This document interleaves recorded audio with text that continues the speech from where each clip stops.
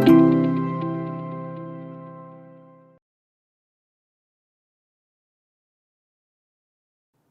friends and welcome back. So today what is the topic here? It's just the question answers. Okay, it's the exercise 1 regarding the structural organization in animals. So guys, if we see the weightage of your all chapters of the zoology, then according to that, the structural organization in animals, it constitutes about 18.3 weightage percentage. Alright, so the questions regarding the structural organization in animals, they constitute about 18.3. Alright, so beginning with this chapter, let's begin with the questions which are very important regarding the NEET pattern, you can say. So let's start with the first question. But first of all guys, what I need to tell you is that whatever exam you are facing, first of all try to clear your basics. Try to, don't mug up the things. Try to understand and try to remember. So if you are doing some, if you are learning or reading some theory, just try to make it flow chart and try to make it understand.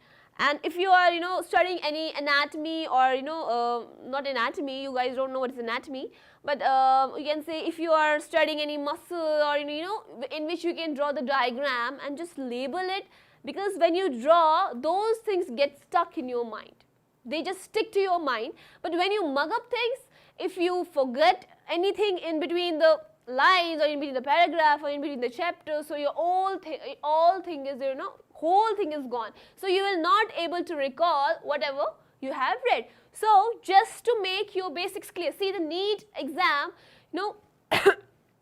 they have told, I have heard, and you must be knowing that this NEET, they prefer your your NCERT or CBSE books.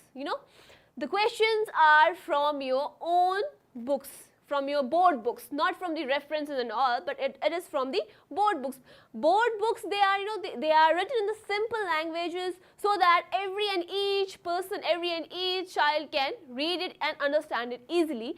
So starting with the easiest question, I hope you all must be knowing the answer. So the question is, to which of the following categories does adipose tissue belong? So first of all, look at this word. What is this? It's adipose. And what does adipose means? Just try to remember, just try to remember the, the answer. If we talk about the question, the answer is in the question itself. What you need to do is just to try to understand what question means. So first of all, just try to understand to which of the following categories does adipose tissue belong. So this adipose tissue belongs to, you have to select one option from the 4 options, that which one is the correct option for this question. So adipose is basically what? It's a fat, isn't it? It's a fat storing cells. So if we talk about the epithelial tissue, so if you remember, these epithelial tissue, they do not have any fat content in them. So now coming to the, let's start with the neural. In neural tissues, do we have any layer of fat there? Does this fat have any function in the neural tissues? No, I don't think so, and it does not have. Let's talk about the muscular tissue. Muscular tissue, they constitute of, they are made up of muscles, smooth muscles, cardiac muscles, these straight and unstraightened muscles, isn't it? So they don't have any fat in them. Now coming to our next option, that is connective tissue. So guys, if you remember this connective tissue, we have different types of connective tissue, dense connective tissue, loose connective tissue, isn't it? So do you remember that in connective tissue we have a layer of fat there? If you remember the classification of the connective tissue, that is loose connective tissue and dense connective tissue, and this adipose tissue, it belongs to the loose connective tissue. So that means this tissue, it does not have any fibers, because it is a, it's a one of the thing of this connective tissue. So these connective tissue, they have fibers, they have, they have different cells, they have cytoplasm, they have fat in them. So if we talk about these adipose tissues, this tissue have the adipose cells, which produce the fat. So what is the function of the fat in our body? You must be knowing that this fat, it acts as an insulating organ, or not the organ, insulating layer.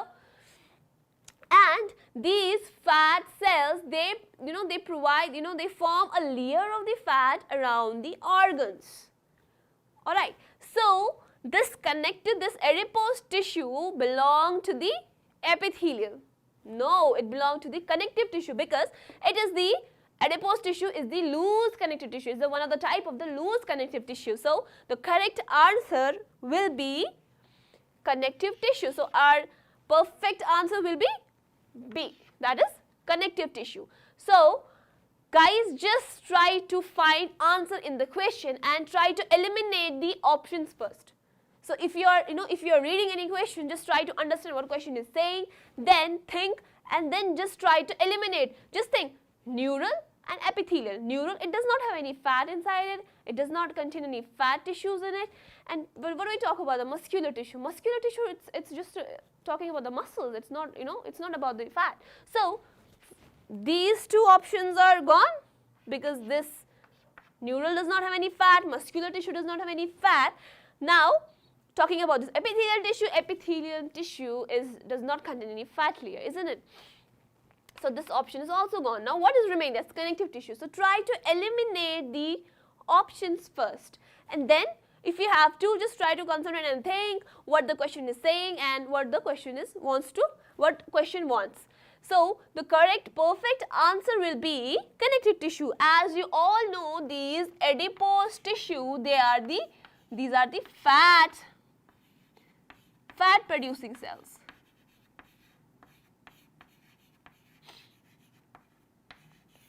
Fat producing tissue, or this adipose tissue, it have adipocytes. These are the adipocytes, are the fat producing cells, isn't it? So they are the fat, and fat is present in the fat layer. Fat is this adipose tissue is the type of the connective tissue. Alright, so this is about the, when are you getting the idea? If you remember what adipose tissue is, then only you will be able to eliminate the options. So for the answers, you need to understand the question itself. So this was about the question number 1, that is, to which of the following categories does adipose tissue belong? The adipose tissue belongs to the connective tissue.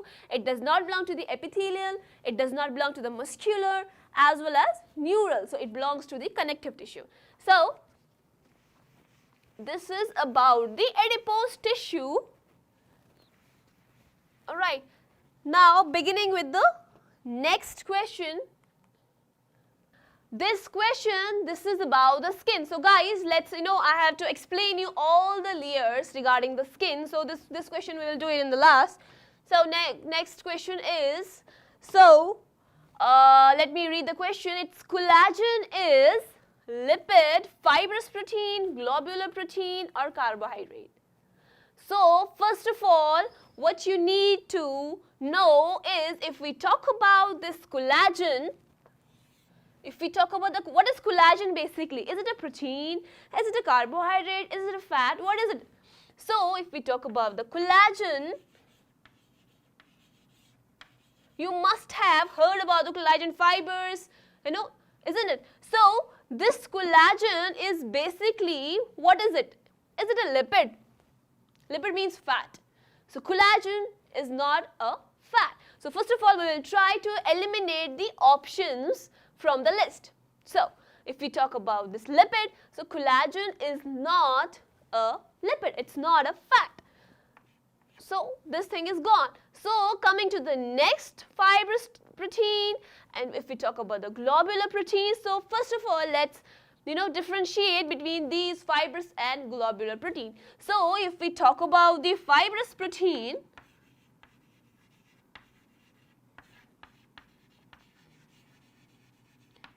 and if we talk about the globular protein,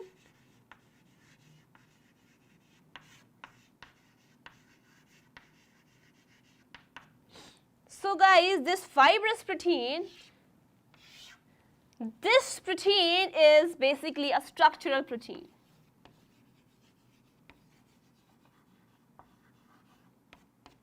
And globular protein is basically a functional protein.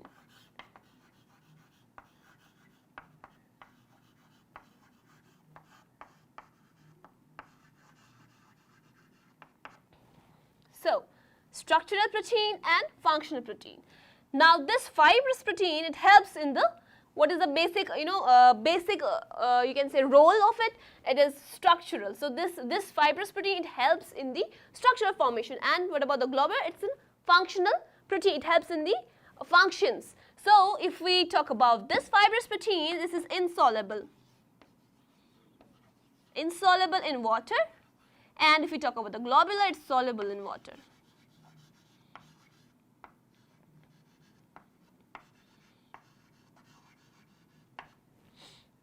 Alright, so this is about these are the two things about the fibrous protein and two things about the globular protein. So, as I told you, lipid it's eliminated because collagen is not the fat. And what about the carbohydrate? Is collagen a carbohydrate? No, it's not the carbohydrate. So, what two things are remain there, two things we have, two things are left, that is fibrous protein and globular protein. So, I have explained here globular protein is a structural protein and insoluble, and globular is functional and insoluble, soluble in water. So, if we see this fibrous protein, these are the fibers, these protein form the fibers. So, collagen is basically what? It's a fiber.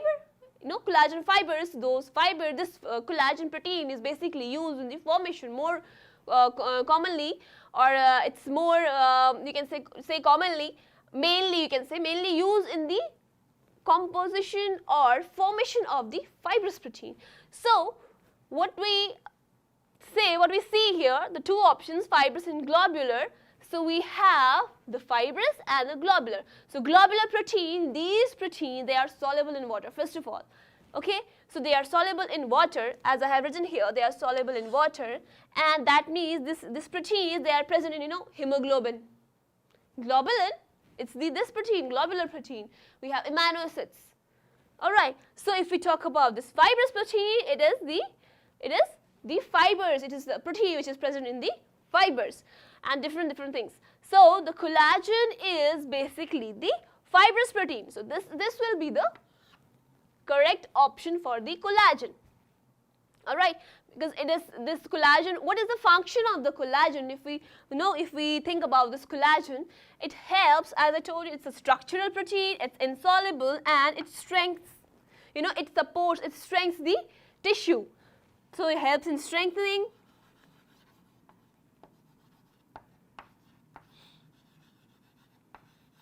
So, this collagen, it helps in the strengthening of the tissue. So, it helps in the structural formation, and it is very insoluble in the water. And if we talk about this globular, they are functional and they are soluble in water. So, this collagen is basically a fibrous protein, because collagens are basically the insoluble fibrous proteins. So, they are not the soluble globular proteins. So, you need to remember is that, first of all, we know that collagen is protein. So, now you need to differentiate between the globular or fibrous. So, it's very easy. The answer is fibrous protein. So, this is about this thing. Now, we will begin with the next question. What will be the next question? Let's see. Is it interesting or boring?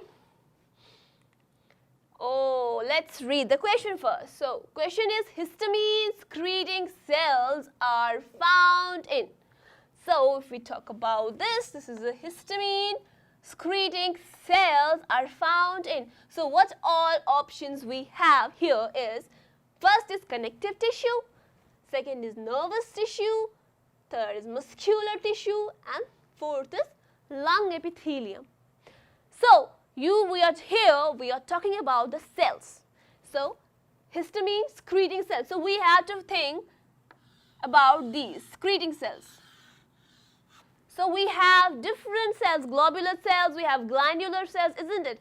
So, those cells, they secrete any secretion. So, now we have to think what kind of secreting cells these histamine are. What is the main purpose of this histamine? What is histamine? Alright. So, this is, you can say these are the immune enzymes. Alright. So, histamine, whenever bee stings you, if you remember, whenever bee stings, you will see inflammation, redness over that area. So, what happens there when the foreign body, or when you get the sting, or when you get that foreign thing in your body, these histamine secreting cells, they secrete the histamine, and the histamine, just with the help of the blood, it reaches that area where the injury is, and what they do, they protect. Alright, and why, these secretion, these cells which are histamine secreting cells, they do not secrete histamine all the time. So, whenever you have any allergens, whenever any allergen is there, or you can say allergen only, or you can say any different thing which is not present in our body is there. So, whenever the allergen is there inside our body, this histamine is released. So, this histamine acts or protects, helps in the, or you can say it helps in the protection, or main function is the protection. Alright. So, they counteract that allergen, that allergy, or you can say allergy.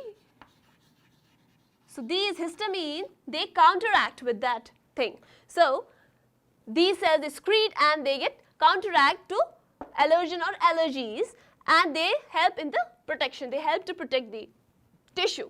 Now, if we talk about the lung epithelium, let's begin with this option. Lung epithelium, it does not secrete. Alright, it does not secrete, but it does have their receptors for the histamine cells. So, these epithelium, it does not secrete the histamine itself. So, this is gone. Now, talking about the muscular tissue, they do not have any secreting cells inside them. They are muscle tissue. So, they are striated and unstriated. Their function is contraction, relaxation, or you can say different things. So, this option is also gone. Now, talking about the nervous tissue. Our nervous tissue also does not have any secreting cells in it that can be used for the protection, or that can be used when we have any allergen in our body.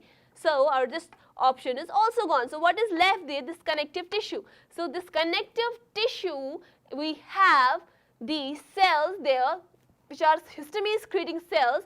Now, this histamine is secreted by our which cell? Basophils, if you remember. So, histamine is secreted by basophils. These are secreted by the basophils, or you can say mast cells. So, what you have to remember is what cells are involved in our protection. So, mast cells, macrophages, basophils, these all cells are involved in the protection. So, histamines are, always remember that histamines are released in the allergy or allergen, when you have any allergy or when any allergen is produced. So, these histamine is secreted by these basophils or mast cells just to protect the tissue.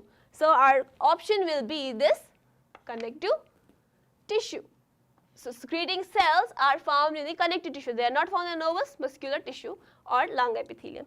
So, this is the question, fourth question here. So, now beginning with so guys, these questions are very easy. If you have read all those things, all the things, then it's very easy for you to solve these questions. Okay, now begin with the Haversian canals occur in, Haversian, it's N here, don't get confused with the M. So, Haversian canals occur in, these are the, what are these? Humerus, pubis, clavicle, scapula. These are the bones, isn't it? So humerus is a bone, pubis is a bone, clavicle is a bone, scapula is a bone. So what you have to do is that Haversian canals occur in. So these canals, they have arteries, and what are these canals? Basically, they have arteries, nerves in them. You know, they supply, you know, they provide the nutrients to the bone. So what if we talk about the scapula, clavicle, and pubis and humerus, what type of bones they are? If we talk about the humerus, humerus is, this is a long bone. All right. If we talk about the pubis, clavicular, scapula, these are the flat bones.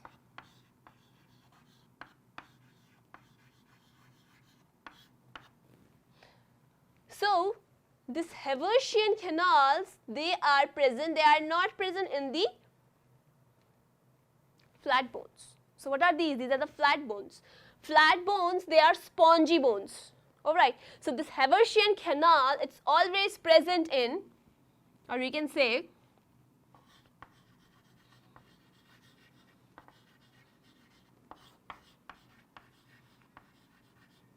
what type of bone? Compact.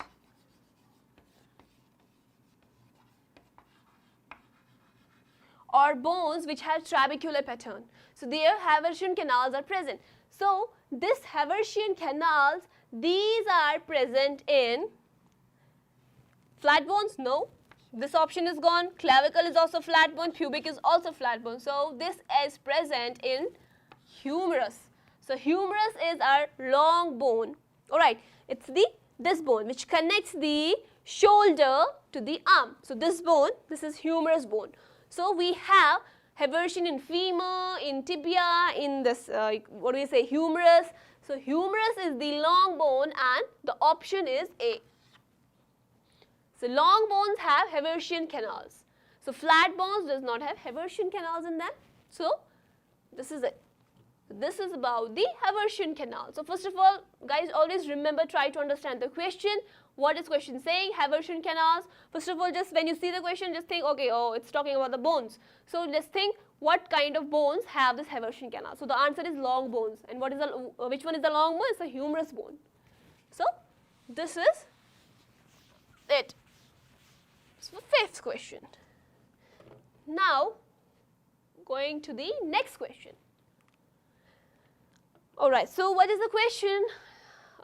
It's the name the organ lined by the transitional epithelium tissue. Okay, so we have to choose the organs. Okay, these are the options. We have 4 options and we have to name the organs that are lined by this transitional epithelium. So first of all, think about this transitional epithelium. What is transitional epithelium? So transitional epithelium, if you remember, this epithelium have the, it has one of the best quality, that is, it has the property to expand. So this transitional epithelium has property of expenditure or expansion. So transition means change from one state to another state, but for the temporary time, not for the whole time, not for the permanent purposes, but for the temporary purposes. So this transitional epithelium has a property of expansion, and so this is its property. What is the property? Expansion. So you need to remember that. Transitional epithelium is it has a property of expansion. Now coming to these options. So heart. Does heart expand? Yes, it does, but not that much, not in that way. It contracts and relaxes, it contracts and relaxes, but it does not expand to the whole. Alright, so this option is gone. If we talk about the intestine, does our intestine have the property to expand and relax? There is a movement in intestine, it's peristalsis, but peristalsis is contraction, relaxation. It's like this. Contraction, relaxation. Contraction, relaxation. So it's not the expansion. So this option is gone. Now coming to the lung. We inspire, we expire. Our lungs also expand, but not that much. All right. So our lung, if you inhale any, if you inhale water in your lungs, it will expand, but you will die because they do not have that property. They cannot resist this thing. So lung is also gone. So what do we have? We have uterus and urinary bladder. So the thing, expansion, remember, transitional means expansion, and in our body, what are the organs which expand? First of all, a urinary bladder. So when you have a feeling that you have to go to pee, so your urinary bladder, it fills with the urine, and when it gets fully filled, you get the feeling, now I have to go, isn't it? So our urinary bladder has the property of expansion. That's why it can hold the urine in it. If we talk about the uterus, oh guys, you know that uterus have a good power of expansion, it has the property to expand because a woman holds a child inside it and it gets expanded and it gets relaxed after some time. But always remember, the expansion is not permanent, but it is temporary. Expansion is temporary.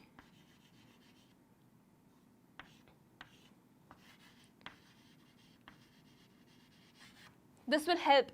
So expansion is temporary, and now just read these options and see which of the organ is temporary expanded. No, no, no, yes. Oh, isn't it so easy to learn, to remember? So this was about the transitional epithelium and the organs which are lined by this epithelium.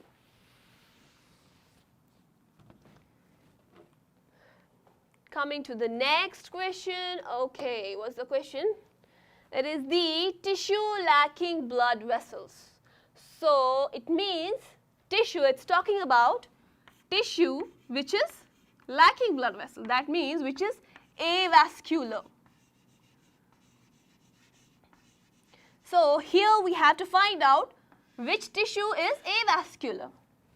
So this is the main point. What do we have to do? We have to find out of these tissues which tissue is avascular. All right. Now, nervous tissue.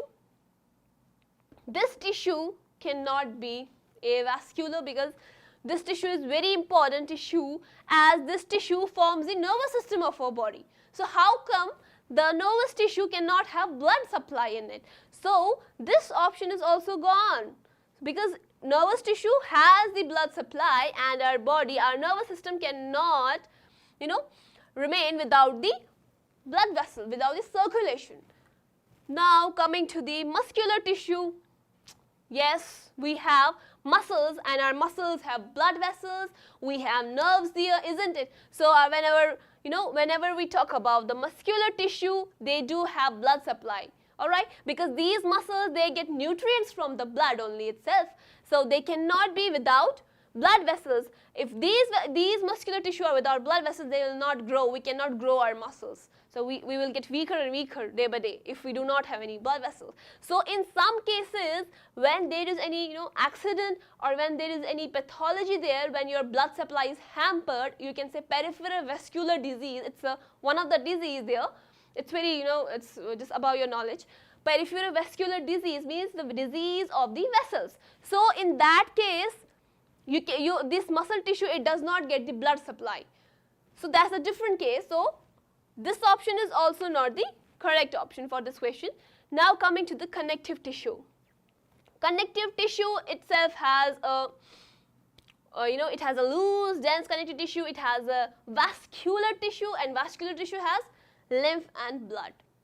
Blood is itself a type of connective tissue, isn't it? So blood is itself a type of connective tissue, so this cannot be the option. And now, what option is left? Epithelial tissue. So if you remember this epithelial tissue, these cells, they have basement membrane,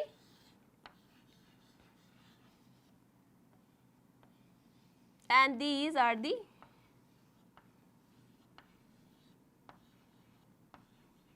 epithelium layer. So what happens in this, these cells here, they are tightly packed. And same with the superior layer, same with the preceding layers.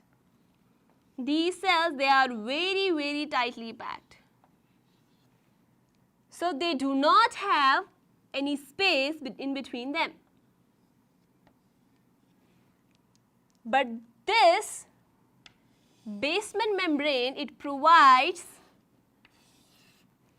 this epithelial, it does have nervous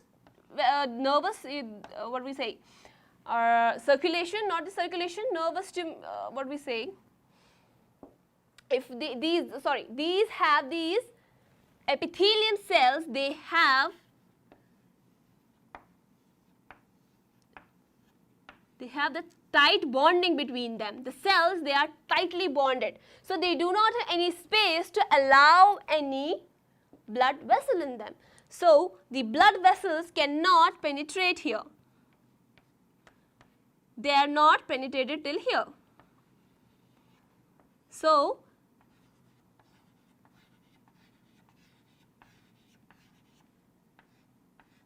this epithelium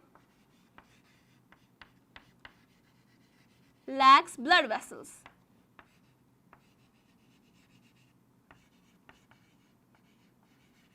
But they do have nerves.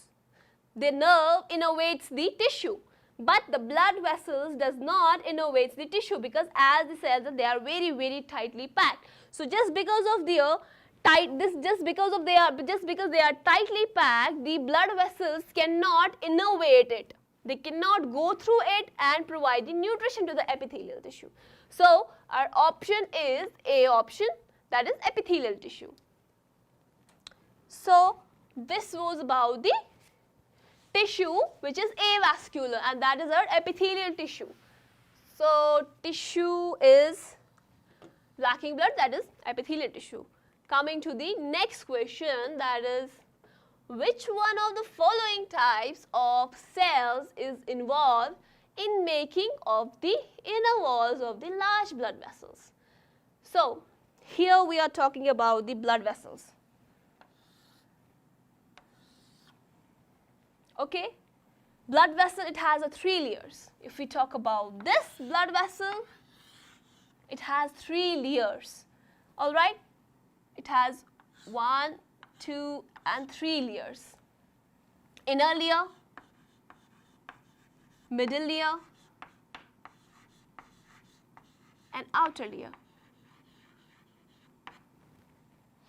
And now we are talking about the inner wall. So we are talking about the inner wall, so we have to talk about the inner layer, isn't it?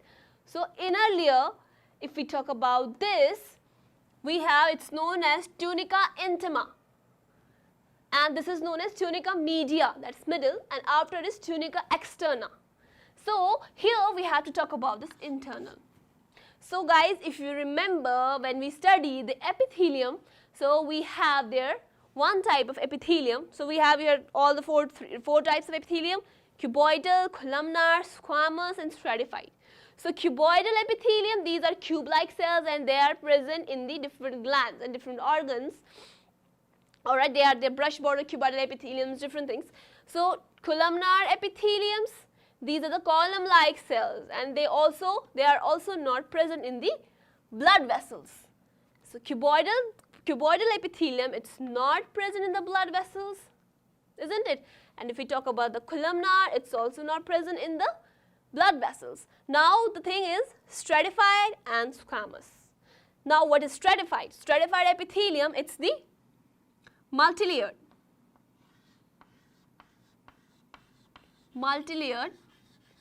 epithelium.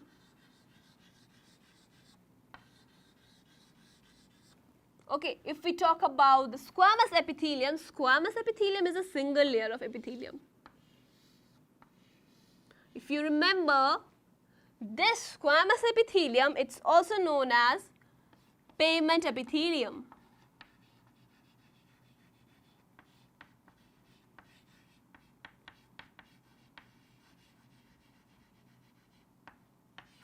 And there is one more thing that squamous epithelium is called, it's also called as wavy epithelium. These are the names of the squamous epithelium, or you can say tessellated,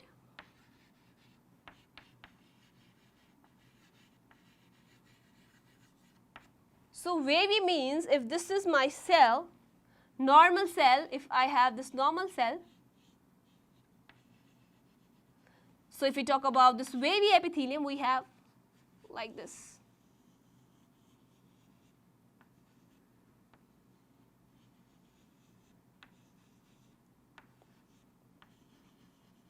So this wavy thing is known as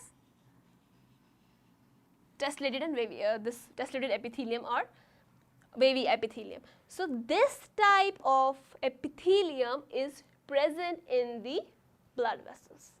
Why do they have this tessellated epithelium? Because these smooth muscles,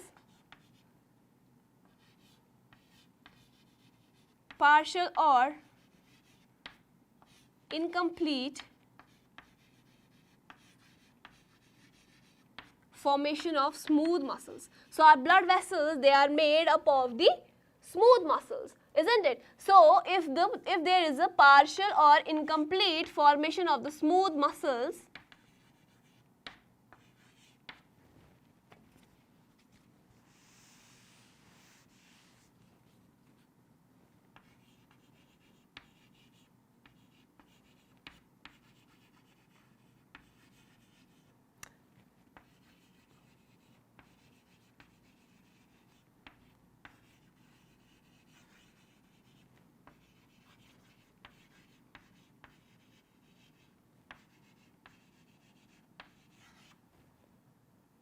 getting my point? So this, just because of the partial incomplete formation of the smooth muscles, these muscles, our blood vessels are composed of smooth muscles, and this smooth muscle, their inner layer, they get partially formed, they get incompletely formed, and they appear wavy. So the epithelium here appears wavy. So which epithelium is called as wavy epithelium in these options, that is the squamous epithelium. So stratified means multiple layer, but we do not have multiple layer in our blood vessels. We have a single layer of epithelium there. So this option is also gone. So what is left? That is squamous epithelium, which is also called as pavement epithelium or wavy epithelium. So remember, wavy. Alright, so why wavy? Because this blood vessel, they do have this layer, inner layer, that is wavy, this inner layer that is wavy, just because the partial formation of the smooth muscles. So we have this option, that is squamous epithelium. So this option is correct for this question. Alright, so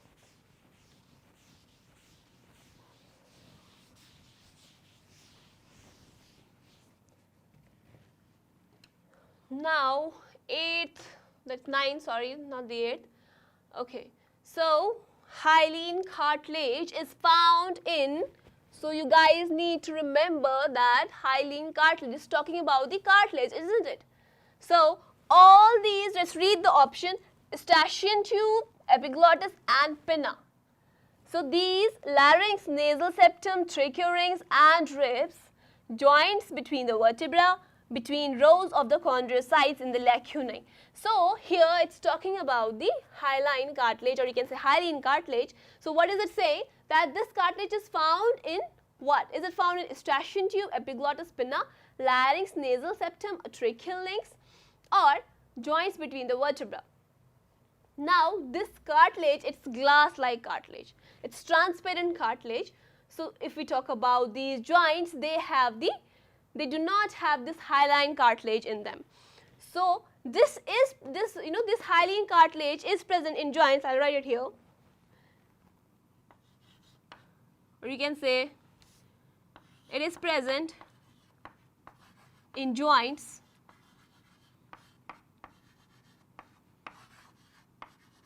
So if you think about this option, joints between the vertebra, this hyaline cartilage is present in joints, but joints are movable. But in movable joints,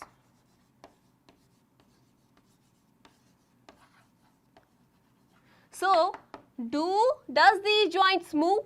The vertebra that we have, does our vertebra move?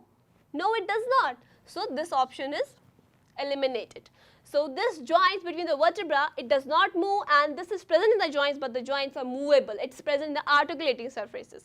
So, hyaline cartilage is not present in joints between the vertebra. So, this is gone. Now, if we talk about the larynx, nasal and tracheal rings.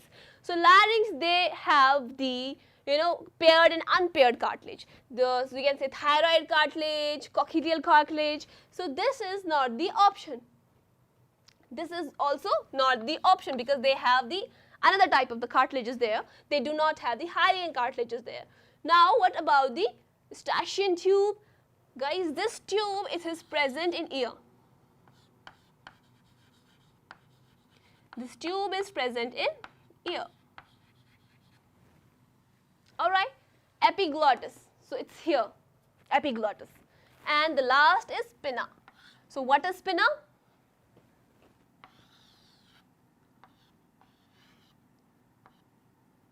This is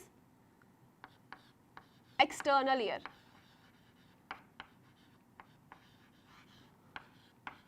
I cannot show you my ear, but I have drawn here. This is external ear, so it's pinna.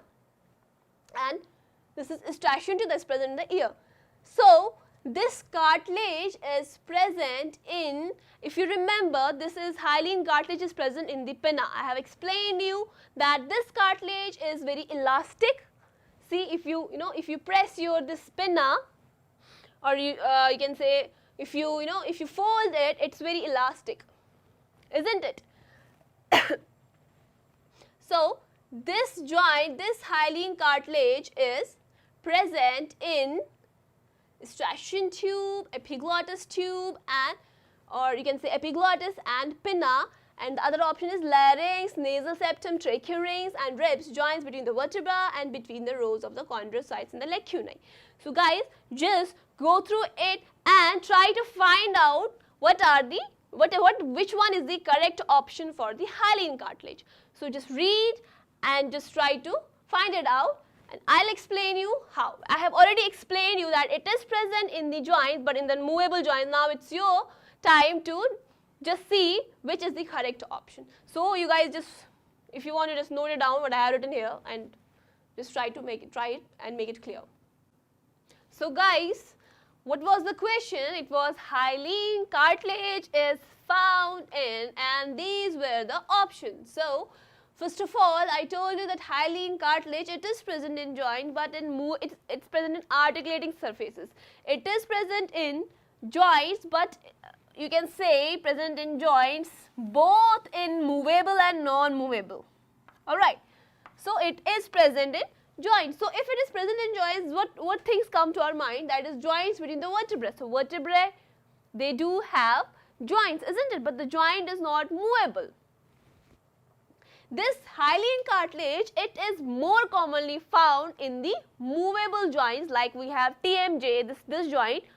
We move our jaw, so hyaline cartilage is here present. So, our knee, when we walk, hyaline cartilage is there also present. So, hyaline cartilage is mostly present at the articulating surfaces or the joint surfaces, and which are the movable joints. So, more commonly present on those joints.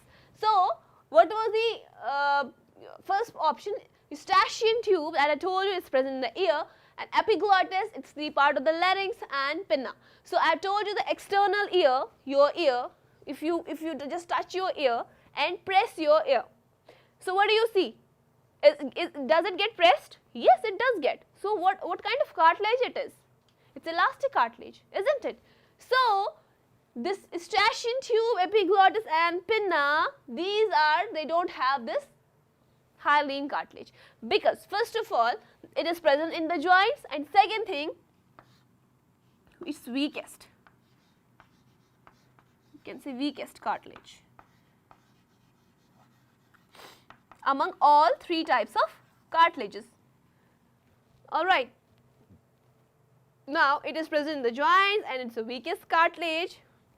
So, we have hyaline cartilage, fibrocartilage, and we have elastic cartilage. So, the pinna, it has the elastic cartilage, see, it can be pressed from anywhere. So it has elasticity in it. So this option is eliminated from the list. Now what comes there is larynx. So if we talk about the larynx have I have previously told you that it have a paired and unpaired cartilage. It doesn't have. So if we talk about the nasal septum, if we talk about the tracheal rings and ribs. So guys, here joint between the vertebra, it's not the hyaline cartilage, but what all options are left? Between the rows of chondriocytes. What are the chondriocytes? These are the cells which are present in the lacunae. Okay, these are the mature chondriocytes, mature cells. So joints between the vertebra, and joints between the vertebra, I told you that hyaline cartilage is not present there as it is a weak, but these joints are very strong. So they form our skeleton. We stand if I'm straight just because of the spinal cord. Vertebra, not the spinal cord, vertebra. So what option is left? Larynx have, but it does have a ring of a hyaline cartilage. So previously I told you to find out, to read, and to just remember, recall the things where the hyaline cartilage is present. So I have told you that previously, just wanted to check you that this is not the option. So I told you that this is not the option, this is not the option. I left this and this. So what you guys decided? What is the right option? So if we see and if we recall the things, the right option is B, because larynx, it does have a ring of a hyaline cartilage, Not the whole thing is, it has a cricoid cartilage, it has different larynx thyroid cartilage, but the hyaline cartilage is also present there, but in a small ring. Nasal septum, that is the bone in between our nose. Is it elastic? No, it's not elastic, and it's weak also, this cartilage. So this is hyaline cartilage is present here. So tracheal rings, the trachea we have, it's also not elastic, so we have this hyaline cartilage present in the tracheal rings as well as the ribs. So these are the larynx, nasal septum, tracheal rings as well as the ribs. These structures have the hyaline cartilage present in them. So we don't have hyaline cartilage present in the vertebra, and we don't have hyaline cartilage present between the rows of the chondriocytes in the lacunae. If this is our lacunae and these were the chondriocytes. So we did not have here, we did not have hyaline cartilage present between the rows of chondriocytes in lacunae. Does we have it? No, we don't have any cartilage present in these chondriocytes. This option is, first of all, this is totally eliminated. This is totally, wrong option. We cannot think about this option.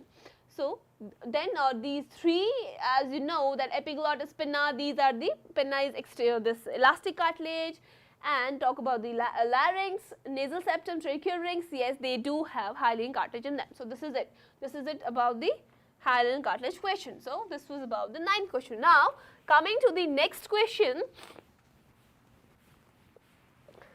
So what is the next question here? The next question is, covering membrane around the muscle fiber is known as. So guys, what are the options? It's neurolemma, it's plasmalemma, sarcolemma and myolemma. Okay. So myolemma, it's the, myo means muscle, so it's the muscle covering, but it is the covering of the muscle. Yes, it is the covering of the muscle. The covering membrane around the muscle fiber is known as, we have neurolemma. These are regarding to the, just relate, it's neurolemma, just relate. This is plasmalemma, and plasmalemma is present in nerve cells, and this is sarcolemma. So sarcolemma is the, is sarcolemma the right option, or myolemma is the right option? So what do you think? What is the right option among these 4 options we have? That is neurolemma, plasmalemma, sarcolemma and myolemma. So guys, what I think the right portion, right answer is, the right option is sarcolemma. So sarcolemma is the covering membrane of the muscle fiber.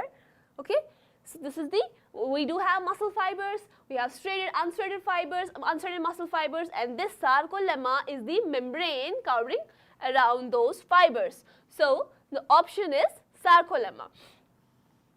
And now coming to the next question we have, that is that I skipped, that is the layer of the actively dividing cell of the skin is termed as. So these are the options we have.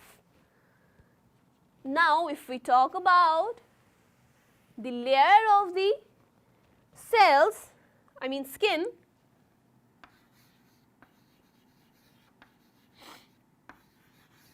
layers of skin. So just begin with that.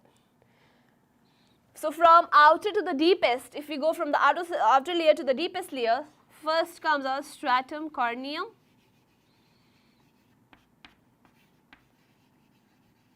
It's the upper layer. And what does this layer have? It has dead cells. This layer gets shed off. Okay. Now the second is stratum lucidum. So do we have this lucidum option? Yes, we have. And we do have corneum option also. Let's begin. Let's see which one is the appropriate layer for this thing. Stratum lucidum, this layer is present only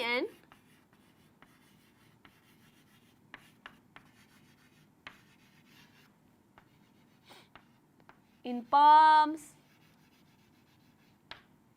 sole of feet. Alright. Now the third one is stratum granulosum.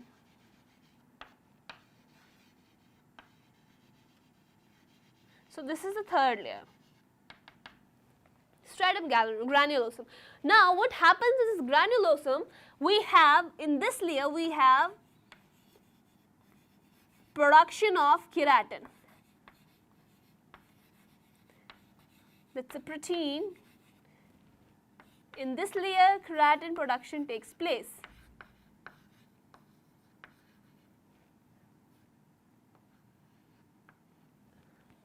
Okay. Now, this is, if we come from the outer to the inner, this is the first, second, third, fourth. Fourth will be our spinosum, stratum spinosum.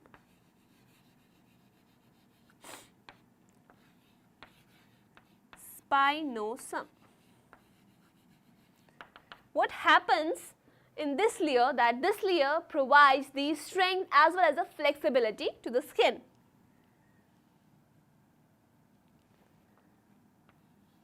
Strength and flexibility.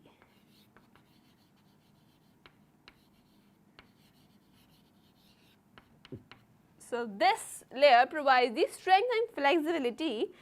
Now the last layer, that is the deepest layer, is stratum basale. This is S here. Now this layer, this is the innermost layer, okay? This is the innermost layer. I will write it here. This layer, just to, so that you people can see it clearly. The stratum basale. This is the fifth layer of the skin, or you can say the deepest layer of the skin. Now, what happens in this layer?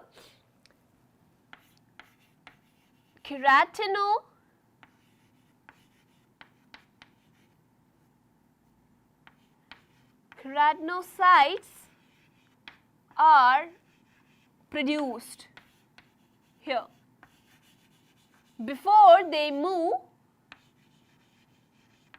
to the upper layer of the skin, other layers.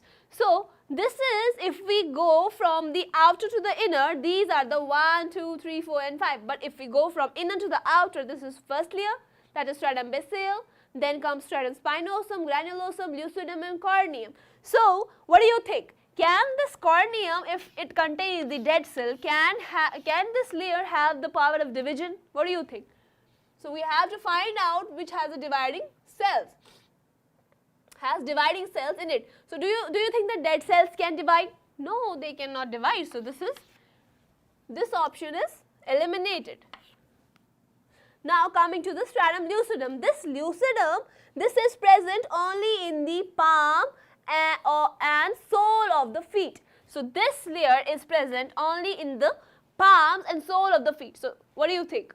So this is not present in our other parts of the body, other parts of the skin. So this option is also eliminated.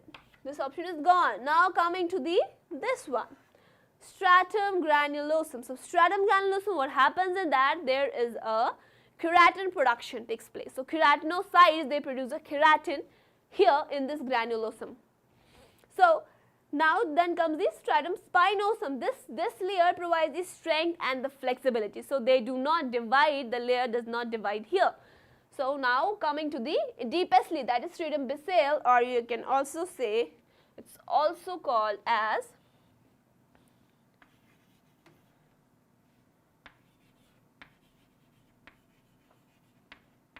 this will obviously this will get clear to you. Stratum basale or germinativum.